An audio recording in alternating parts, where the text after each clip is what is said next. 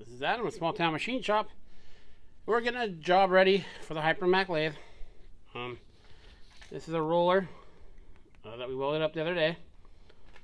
So we need to do, and I didn't bring it over here with me, I don't think. This is a bearing journal, and the bearing's not press fit or anything. It just, see the threads? There's a washer and a cap screw to hold it on. So we're just going for, I want it to push on.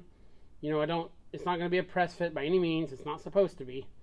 Especially because once that bearing's in there, it's a 6204, I believe. So it's all metric. There's very little room if you were to try to get a puller or something down in there. But we obviously don't want to rattle, but we don't want it. Just so it takes a little bit of boop to get it down on there. So I'm going to cut this with a brazed on carbide. And yeah, we'll get it set up in the lathe. I'm going to cut it on the steady rest. This tube is very thin. This end here and the drive end are just plug welded on. So this whole tube is hollow. It is not uncommon for these thinner rollers to be a little bit warped one way or the other. So the customer said I could remove as much of this rubber stuff as I wanted to because you can get replacements. So I'm hoping once I get it down a little bit like here, it'll be a lot cleaner to get on, because this end's kind of bell-mouthed a little bit. I don't know, from the old bearing going bad or whatever. But we're not dealing with super critical dimensions here. So let me get the steady rest on the lathe, and let's start getting this guy set up. I don't know if I'll get to the machining today. I got home late, so I'm doing what I can today. As you know, I release my videos the day I do them. So we'll see how far we get. I'll bring you back. Okay, so we got the tailstock on, or the steady rest rather. Put this in here temporarily. I'm gonna run up tailstock. Get close there. Handle up. Sorry I'm in your way. Lock it. Give this guy a little snuggy poo.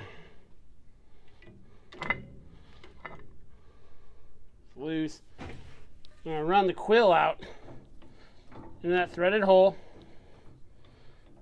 I know it's not a turned hole. You know, it's not a center hole. That's just to give us a reference to get us close for this. There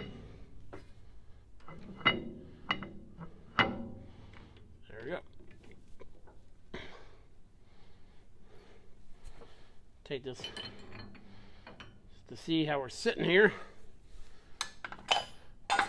Take you out of gear.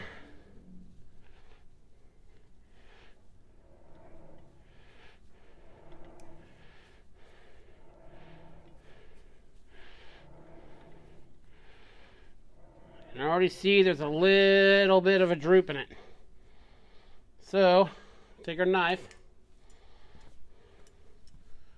See if you can zoom me in here a bit.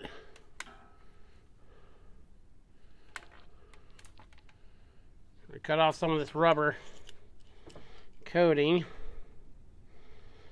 Just a little bit.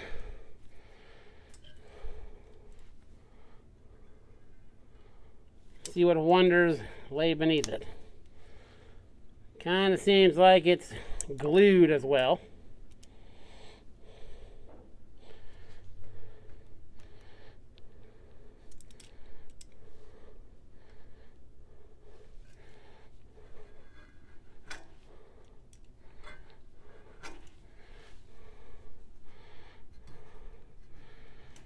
She made it out like this stuff just peels right off. Does not seem to be the case. I do see kind of decent metal underneath there. I'm not going to make you watch me struggle getting that stuff off. So let me get that stripped off there and cleaned up, and I'll bring you back.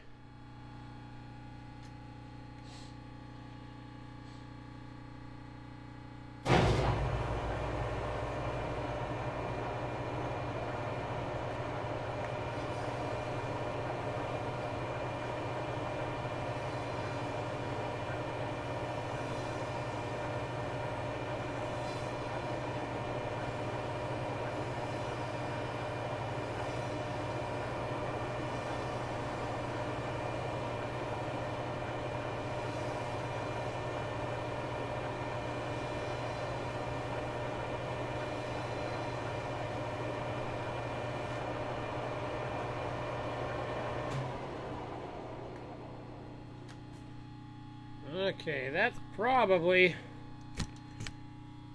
By the way, that rubber coating was a real son of a gun to get off there. Had to get the heat gun.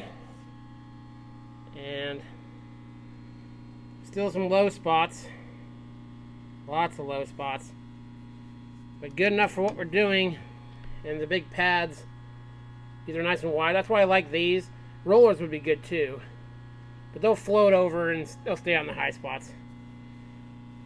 There's a little, both the welds will probably get on it about right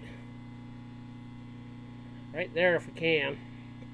It's not right there. There's a little bit of a bend. It's just slight. It's very slight for what this is. I'm not going to try to press it out or anything because this, like I said, this tube is very hollow and very thin. So yeah, I'll get it in the steady rest. We'll get our tool post set up and we'll go from there. Okay, so I've got the steady rest hooked up. Got it lubricated. It's actually looking, the weld's a little lopsided there. But if you look at the screw hole, it's very, very true.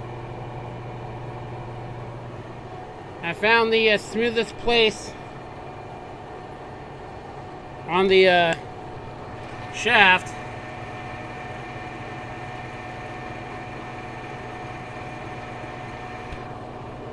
It's running very true there. So I just basically ran these down with my finger. Let me zoom you back out. Down and snug them up. That's as far as we're going to get today, unfortunately. Now, when we go to do this, the problem with all these rollers, I have very little purchase on this because this is like domed.